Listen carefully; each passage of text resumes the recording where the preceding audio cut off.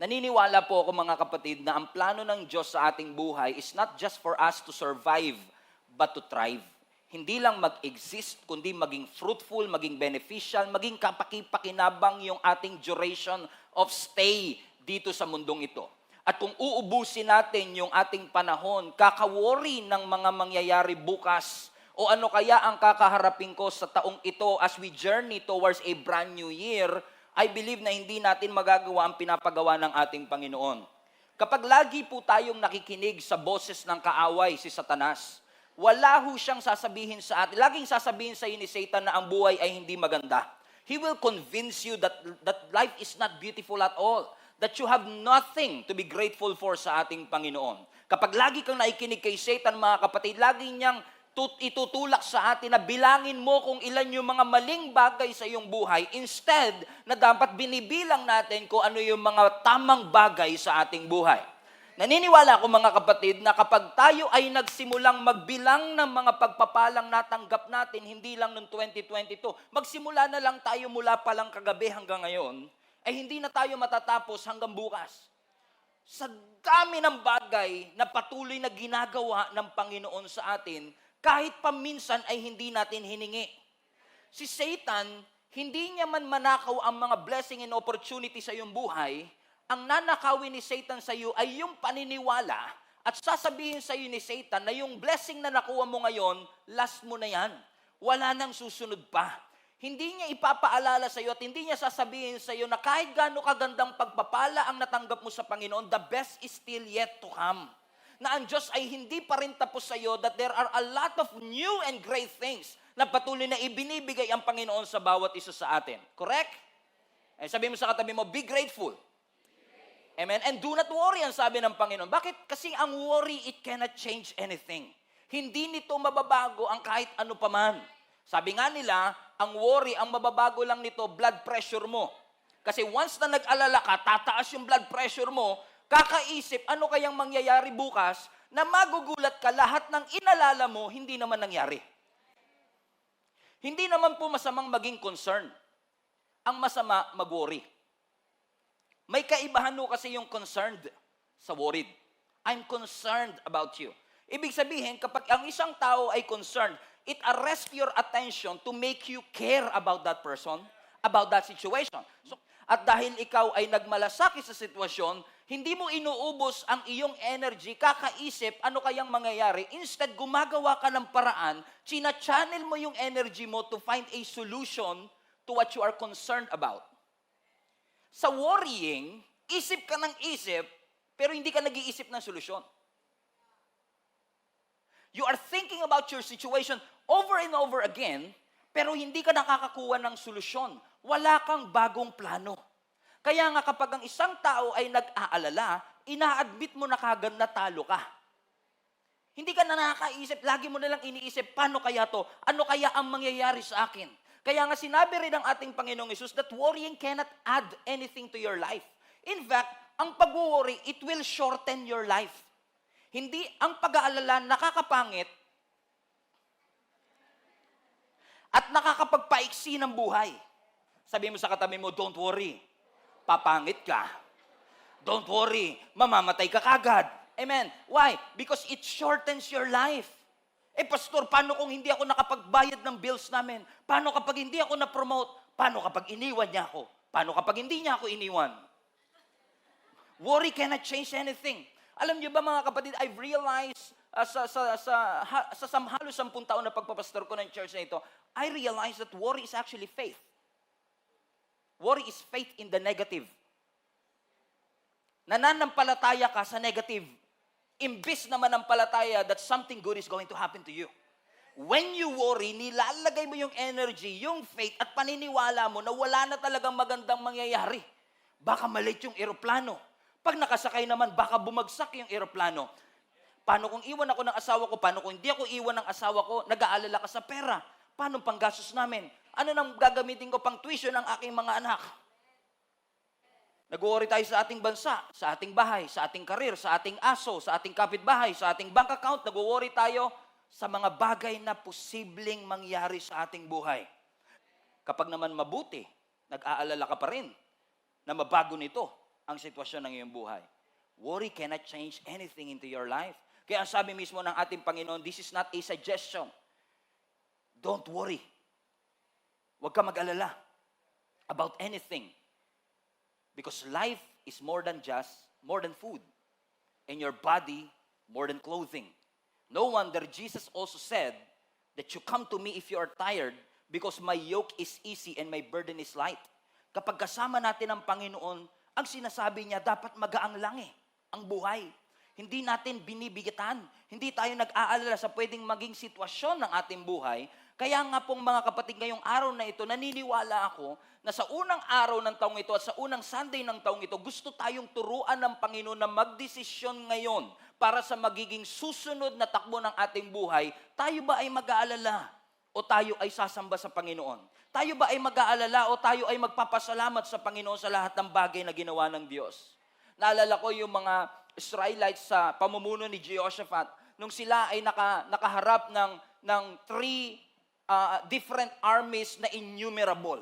Hindi nila mabilang sa sobrang dami at hindi naman maitatanggi na even si Jehoshaphat na hari nila ay nangamba at nag-alala. In fact, natakot siya. Ano ang sabi ng 2 Chronicles chapter 20 verse 12? O our God, won't you stop them? We are powerless against this mighty army that is about to attack us. Hindi pa inaatake. Hindi pa dumarating yung kinabukasan.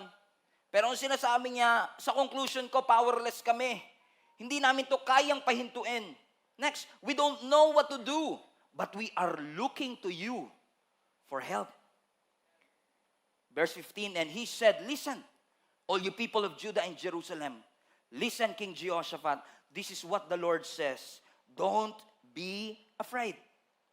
Don't be discouraged by this mighty army, for the battle is not yours, but God's. In other words, ang sinasabi ng Panginoon sa kanila, alam ko yung nakikita nyo sa harapan ninyo, nakakapagpabagabag. Sabi nyo nga sa katabi nyo, nakakapagpabagabag. May tongue twister pa. Amen? Alam ko na yung nakikita niyo sa harapan ninyo ay nakakatakot. Pero ang sinasabi ng Panginoon sa kanila, don't be afraid, don't be discouraged, for that battle is not yours. That thing that you are worrying about is not yours. It is the Lord's battle, and all you have to do is stand still and believe that God is with you and God will fight for you, that God is always in front of you and not behind you. In essence, ang sinasabi ng Panginoon, alam kong dyan ka nakafocus sa nangyayari sa harap. Alam ko nakafocus ka sa mga pangangailangan, but focus on Him. Focus on Jesus Christ. Because when you worship God, you focus on Him. When you worry, you focus on your problem. Kaya sabi ng Panginoon, don't be discouraged. Don't be dismayed. Kapag ikaw ay nag-aalala, ang nakikita mo problema. Pero kapag ikaw ay nag-worship, ang nakikita mo ay ang ating Panginoon. At yung matuto tayong magtiwala sa Diyos ay very important sa pananampalataya natin. Especially right now, na maaaring marami sa atin ang confused. Marami sa atin, maaaring nung mga nakaraan, you're always struggling and always worried. But right now, sinasabi mo, Lord, excited ako sa 2023. Kasi alam kong may mga magagandang mangyayari sa akin sa 2023. Expectant ako, Lord, na mapopromote ako sa 2023. Expectant ako na magkakaroon ako ng trabaho sa 2023. Expectant ako na magkakaroon ako ng bagong negosyo sa 2023. Pero Lord, kaya ko nga kaya? You see that? You're expecting something, but you are doubting yourself, kaya ko nga ba? Well, let me tell you this, hindi mo nga talaga kaya kung ikaw lang. Hindi naman pinangako ng Panginoon na pagkatapos niyang ibigay ang blessing, iiwan ka na niya.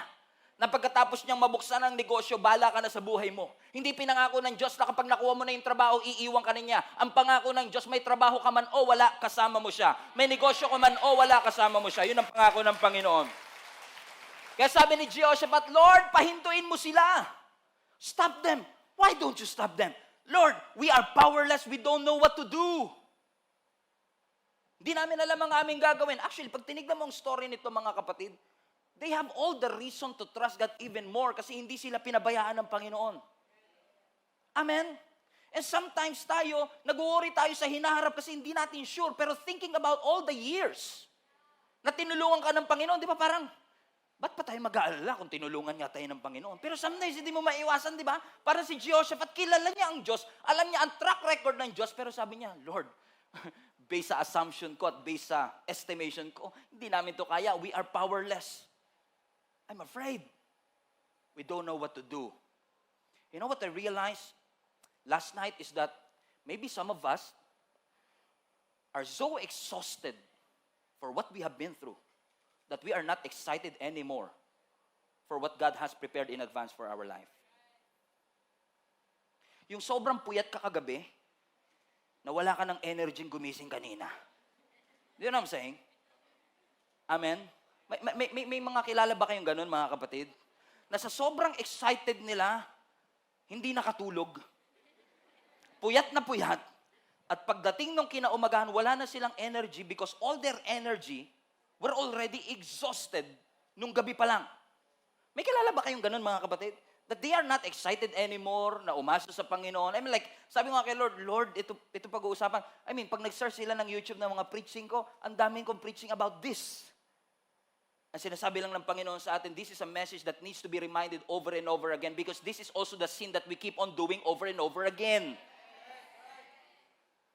Worrying is a sin. Let me repeat.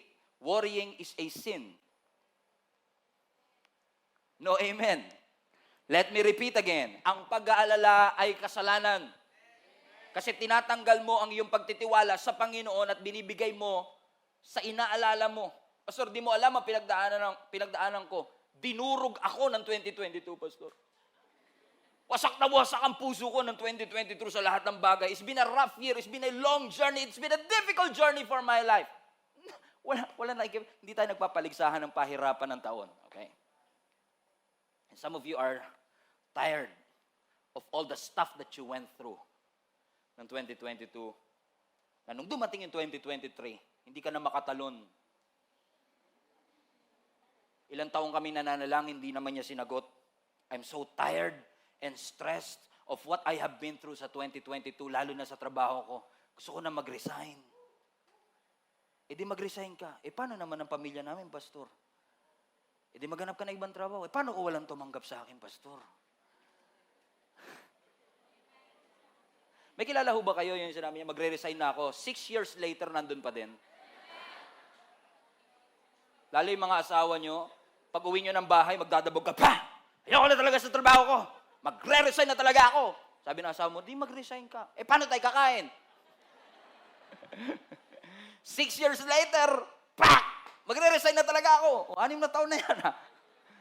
Amen? Because you're so tired and stressed about your job, and tired and stressed because of the relationship that hurt you, tired and stressed of the mess that you are going through sa iyong pamilya, and you don't have an energy to fight any longer para sa next year. Burdened with so many struggles that you face, that you don't have an energy to believe that this new year is going to be better than the last year.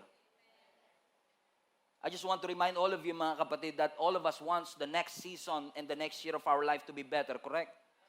Pero kung di ka mag-iingat, yung 2023 ay magiging kapareho lang ng 2022 if you don't change anything in your life today. Amen. If 2020 to 2022 has been a worrying year for you, and you keep on worrying and keep on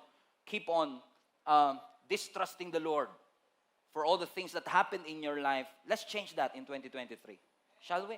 Sabi mo nga sa katabi mo, baguhin na natin yan. Mag-update na tayo.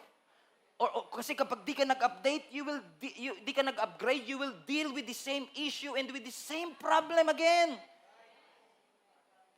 And on 2024, you will be praying the same prayer na, Lord, tanggalin niyo po ito sa buhay ko. Buti pa yung cellphone natin, every year nag-update. Pero yung buhay natin, yung ugali natin pang 2014 pa, hindi pa rin natin binabago. Sabi mo sa katabi mo, parang ikaw ang topic ni Pastor ngayon. Hindi rin naman natin masasabi na hindi natin alam kung paano lumaya kasi tinuruan tayo ng Panginoon na lumakad ng malaya. Dinedelay mo lang talaga yung deliverance mo kasi masyado kang in love sa nakaraan. Masyado kang in love sa kung nasaan ka man naroroon at iniimbitahan tayo ng Panginoon. Let's go to that other side. Stop worrying that 2023 is going to be scary and 2023 is going to be difficult and challenging. It will be difficult. It will be challenging. Pero ang pangako ng Panginoon, magiging kasama natin siya. Stop postponing your peace. Stop delaying your deliverance. And start trusting right now that whatever it is that is going to happen, kahit walang assurance, alam natin na yung assurance na kasama natin ng Panginoon, laging nandyan. Naalala niyo si Peter? Gusto niya lumakad sa tubig kasi nakita niya si Jesus na lumalakad sa tubig. You remember that story? At sabi niya, Lord, if it is you, command me to walk on water. And sabi ni Jesus, come. And sabi ng scripture, Peter got out of the boat and walked on the water. That's interesting. And when we read that, parang binabasa natin na parang normal lang. Wala pong taong lumalakad sa tubig. Hindi na tayo dapat magulat na si Jesus lumalakad sa tubig. Pero si Peter nakalakad sa tubig is a miracle. Pero what's even more miracle, para sa akin, is that nung inimbitahan siya ng Panginoon, humakbang agad siya at di siya nagsalita. Knowing Peter, he might ask a few questions before. Pwede niyo sabihin, Lord, sige, hahakbang po ako, pero okay lang po ba mangako ka sa akin na hindi ako lulubog? Okay lang po bang pumirma ka ng promissory note na kapag lumubog ako, siguradong sasagipin mo ako? Because kung tayo si Peter, ganun tayo eh. Bago tayo humakbang, bago tayo magtiwala, bago tayo umasa, Lord, mangako ka muna. Where are your promises? I will not worry kapag nangako ka sa akin. That's interesting because sometimes, pinanalangin mo na, winori mo pa. Oh, actually, mga February, magigets niyo sinasabi ko na yan. Oh! Promise. Magugulat ka, mahuhuli mo yung sarili mo na, pinag-pray mo na, Lord, I give it all to you. I cast all my cares to you, God. It's all yours. 3 minutes later, nakarating kaya yung prayer ko na yun? Baka hanggang kisame lang yun eh. Hindi ka na worry. Nadagdagan ba yung problema mo? Kasi problema mo pa ngayon, kung nakaabot ba? Kaya ngayon sabihin mo, tawagan ko kaya si pastor para sure. Kasi malapit yung kay Lord eh. Amen? Make a choice today, my friend. Worry or worship, make a choice. Will you count what's wrong in your life or will you start counting all the blessings that God has done in your life? Let's start counting all the blessings that God has done in your life. Ang sabi ng pagdududa, absent ang Diyos mo. Ang sabi ng pananampalataya, He will never leave you. He will never forsake you. Ang sabi ng pagdududa, we toil all night, but we caught absolutely nothing. Ang sabi ng faith, launch out into the deep, for you will catch more fish. In faith, you can see what is impossible. In faith, you can do what is impossible. Hindi mo lang makikita, magagawa mo. Kaya ang sabi ng Panginoon, don't worry. And He followed by verse 24, consider the ravens. Ano sabi? Consider the ravens. They do not sow, they do not reap, and they don't have storeroom or barn. And yet, God feeds them. Everybody shout, God feeds them. Sino yung them? Yung ravens. How much more valuable you are than birds? Look at this phrase. Consider the ravens. That word consider means reflect, ponder, realize, appreciate the ravens. Kasi sinasabi, on context, sinasabi, huwag kayong mag-alala kasi dami nyo iniisip. Now, I want you to realize what the ravens are doing. Appreciate them. Tignan nyo sila. Kasi nakatingin kayo sa problema, sabi ng Panginoon, tignan nyo yung mga ravens. Kasi masyado kayo nakafocus sa wala kayo. Hindi nyo nakikita yung blessing na binibigay ng Panginoon sa kanila. Tignan nyo sila, sabi ng Panginoon. Hindi sila nagtatanim, hindi sila umaani, pero kumakain. Hindi sila engineer, hindi sila architect, wala silang negosyo, pero kumakain sila. Sino nagpapakain? Ang Diyos. May nakita na po ba kayong uwak na nagsasaka? Meron? May nakita na po ba kayong uwak na may bank account? Wala. And yet, God feeds them. Pinapakain sila ng Panginoon. Amen. And sometimes, we have this thinking na, Pastor, hindi ko ina-imagine na magiging ganito ang aking buhay. Hindi ko na-imagine na magiging ganito. Ang sabi ng Lord, hey, reflect. Appreciate. Consider the ravens. Kung sila nga kumakain, hindi ba mas mahalaga ka kesa sa ibon? So reflect, ponder, and appreciate. And I've realized, mga kapatid, marami tayong blessing, hindi natin mabilang kasi hindi natin makita. Let me repeat. Marami kang blessing, hindi mo mabilang kasi hindi mo makita. If I tell you right now to count all your blessings, let's start counting our blessings. Oxygen. May damit ka ngayon. Nakapag-almusal ka kanina? Yes. May natira ba sa medianoche kagabi? Correct. Dami. Hanggang 2 weeks pa yan. Yung spaghetti na yan, hanggang 2 weeks pa yan. Correct? So, ibig sabihin, meron ka ng guaranteed food for 2 weeks. Pero magpapadeliver ka pa rin mamaya niyan, for sure. Correct? May natira pang pera kahit konti? Ayaw parinig, baka utangan ako nito, Pastor. Let us count the blessing. May sapatos ka? Okay? Nakakalakad? Praise the Lord. Tumaba ka? Yes, yes. Amen, amen. Amen, amen, amen, amen. Amen. May buhok? Oy. Amen. Nakakahinga? Nakapag-church? May pamasahe pa uwi? Ay, hindi, nakakailang minuto na tayo, pala. Because if you will start to count all your blessing, hindi kaya hindi natin mabilang kasi hindi natin nakikita. Kasi nakatingin ka. Kasi sabi ng Lord, teka lang, hinto ka muna sa pag-aalala, tignan mo nga yung mga ravens. Ibig sabihin, baguhin mo yung pananaw mo. Sila nga eh. Walang bank account, wala silang mga kung ano, pero pinapakain sila ng Panginoon. Ikaw pa kaya, tingin mo ba kapag nagugutom ka, titignan ka lang ng Panginoon, sasabihin, kawawa naman itong mga to, walang makain. No, God will feed you. God will use somebody to feed you. In fact, we are a living testimony. Ang pamilya ko po ang living testimony na kung walang-wala ka, meron ka pa rin Diyos. Kasi sa panahong walang-wala ka, makikita mo ang kamay ng Diyos na gumagalaw na hindi mo alam kung saan kamay ng Diyos kinuha, kanan ba o kaliwa. Pero ang alam mo lang, nag-provide ang Panginoon. Nag-provide ang ating Panginoon. Baka kaya hindi mo mabilang kasi hindi mo makita. Naipagpasalamat mo na ba yung bagong trabaho? Naipagpasalamat mo na ba na kahit walang increase sa sweldo, may sweldo ka pa rin? Naipagpasalamat ba natin yung hapag natin, napapanis na nga yung mga pagkain natin? Sa totoo lang. Amen. Take time to count your blessings. Huwag lang natin bilangin kung anong wala tayo, kung anong mali tayo. Mas binibilang pa natin yung blessing ng ibang tao kaysa blessing natin.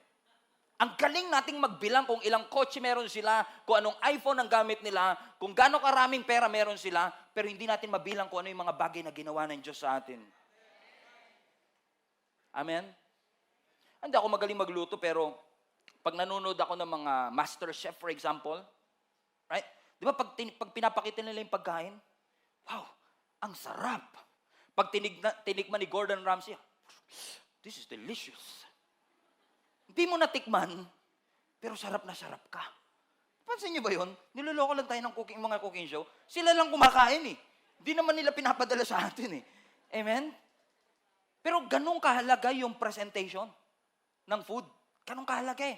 Kapag maayos ang presentation, nadjudge mo na kagad, ang sarap kahit hindi mo pa natitikman. Correct, mga kapatid? At kapag tinikman mo na, minsan ang judgment mo ay depende sa nakita mo. Minsan kahit gaano kasarap ang pagkain, pag hindi maganda, pag pinagpatong-patong lang nila, parang nakakawalang gana. Ang sarap sana eh. Kaso parang baboy yung pagkaluto eh.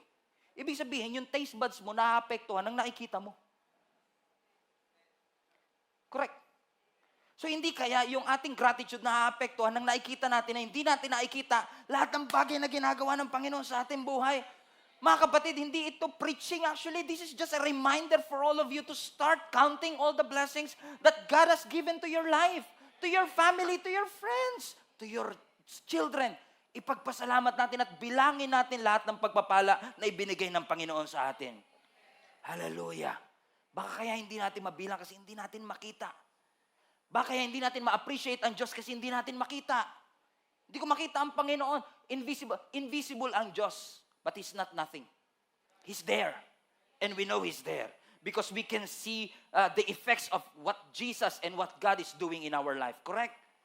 Hindi yan katulad ng, for example, kayo ng jowa mo. Magkaiba kasi yung hindi mo siya makita dahil busy siya sa wala talagang kayo. Magkaiba yon. Okay?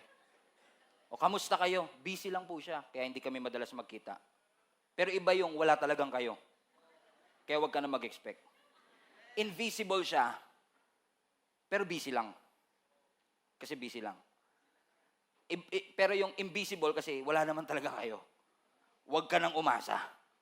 Iba yung wala siyang paramdam sa wala talagang kayo. Amen? Kaya ngayon mga kapatid, sinasabi ko sa inyo, kahit hindi natin makita ang Panginoon, kahit hindi mo man makita ang kamay ng Panginoon, pagkatiwalaan mo ang kanyang puso, na hindi kanya pababayaan. Mag-upgrade na tayo sa 2023. Let us upgrade yung faith natin sa Panginoon na madaling mag-alala at mag-worry sa pananampalataya na Lord, simula ngayon magtitiwala ako sa iyo. Ano man ang mangyari. Sabi mo sa katabi mo, upgrade na tayo. Amen. Upgrade na tayo sa pagsunod natin. Upgrade na tayo ng pagtitiwala natin sa Panginoon. Upgrade na tayo ng pananampalataya natin sa ating Panginoon. Amen. Matutong makinig. Matutong sumunod. Amen. Na-realize ko nga na itong New Year, love, sabi nila, love is blind. Naniniwala din ako ang pag-ibig nakakabingi. Kasi pag pinagsabihan mo, ayaw makinig. Pag kinilig, ayaw makinig. Sabi mo sa katabi mo, huli. Upgrade na tayo. Sabi mo sa kanya, upgrade na tayo. Amen. Be part of the community. Be part of, be engaged, be involved. Follow the Lord. Trust the Lord. Keep on believing on the Lord. Eh, pastor, ayoko sa church because I don't feel belong. Hindi ko nararamdaman na belong ako. You know what I realize, mga kapatid? Some of these reasonings are valid. Na talagang may mga tao that when they go to church, they don't feel belong. And I forgive us. Kung ito mang church na yun, you don't feel belong. Kaya pinalagay na talaga natin sa gate, you belong here.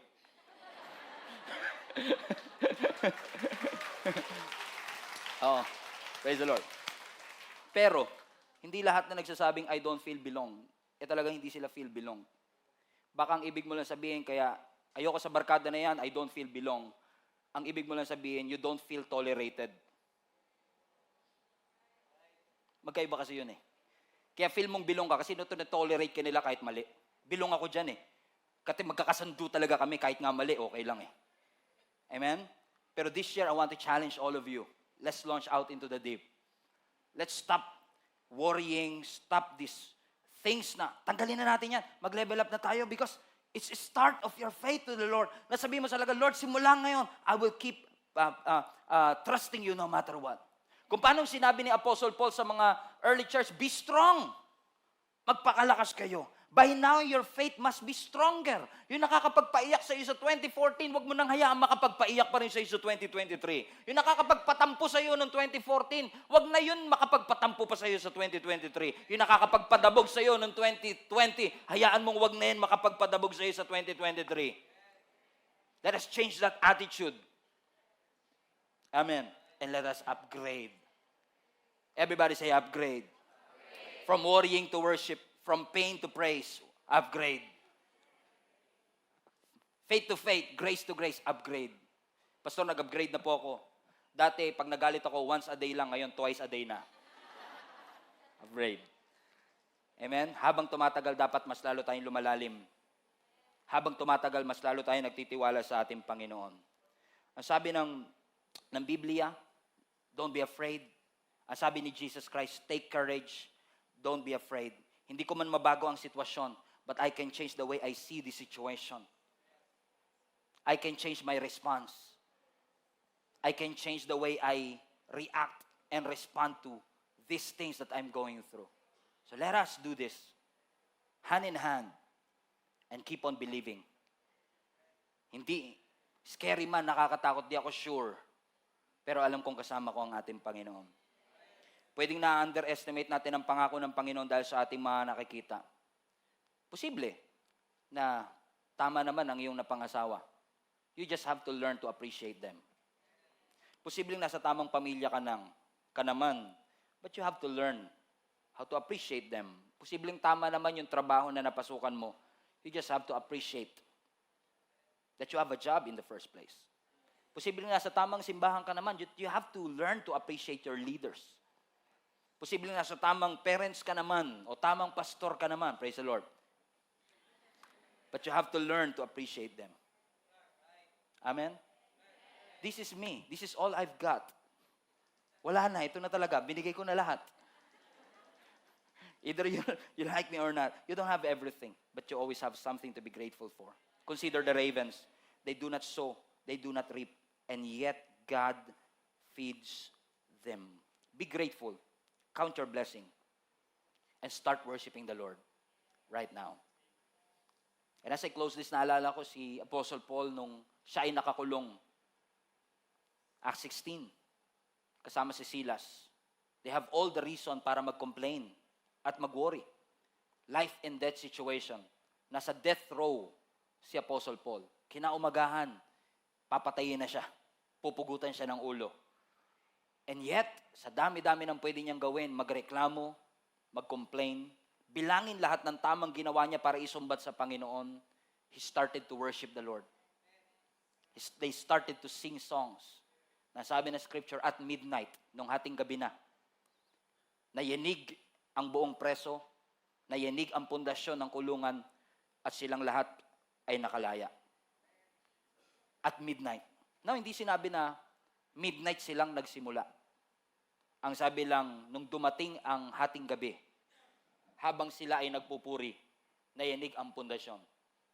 Magkaiba yung nagsimula sila ng hating gabi, sa inabot sila ng hating gabi. Alam niyo yung mga nanay natin, huwag ka munang kakain, di pa alas 12. Nung kahapon, huwag ka munang kakain, di pa alas 12. Or kami naman, kagabi, sige kumain ka lang dyan hanggang abutan ka ng hating gabi. You know what I'm saying?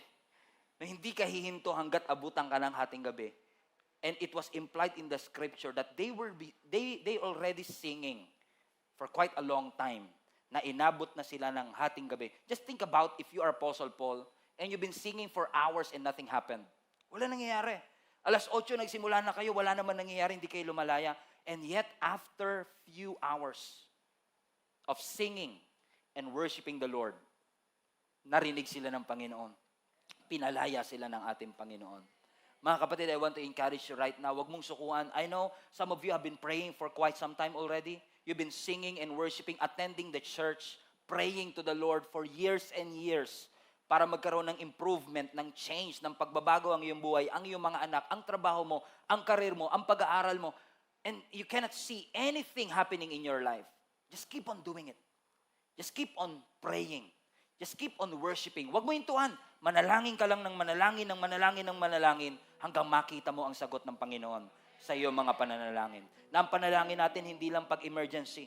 Na ang panalangin natin ay hindi lang kapag may problema tayo o malungkot tayo o nasa ospital tayo o tinaningan tayo ng doktor. Ang ating pagpupuri ay magsisimula ngayon din. Kahit patakot ako sa kakaharapin ko sa 2023, magsisimula ngayon. Hindi ang pag-aalala kundi ang pagpupuri sa Panginoon. Magsisimula ngayon ang pagtaas ko ng kamay ko bilang pagsuko dahil alam kong hawak ng Panginoon ang aking future.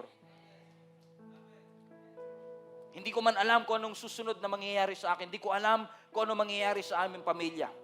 Hindi ko alam kung magkakatotoo ba yung sinasabi ng doktor na pwede akong bawian ng buhay ngayong taon. Hindi ko alam kung tatagal pa ba ako sa trabaho ko. Hindi ko alam kung buhay pa ba ako at makaka-survive pa ba ako sa taong ito. Pahina ng pahina ang aking katawan, pahirap na pahirap ang aking sitwasyon, palalim ng palalim ang aking nararamdaman, pero naniniwala ako na sa tulong ng ating Panginoon, kung ilalagak ko ang lahat ng aking alalahanin sa Kanya, kung mas pipiliin kong sumamba kaysa magreklamo, kung pipiliin kong magpuri, kaysa alalahanin ang lahat ng mga bagay na aking kinakatakutan, naniniwala ko na ang aking buhay sa kamay ng Diyos, hindi man laging maganda, alam kong lagi ko siyang kasama. Nandiyan ang Panginoon.